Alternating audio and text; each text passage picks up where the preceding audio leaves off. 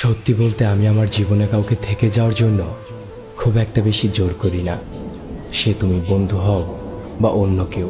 কখনো যদি তোমার মনে হয় যে আমি তোমার জন্য পারফেক্ট নই বা তুমি আমার চাইতে আরো বেটার কাউকে ডিজার্ভ করো, then you are free to go. Just জীবনে থেকে মিথ্যা মায়া, মিথ্যা ভালোবাসার নাটক করো না। বিশ্বাস করো, যখন বুঝতে পারি যে তুমি আর আমার নেই, তবুও তুমি আমার মন রাখার নাটক করে যাচ্ছ।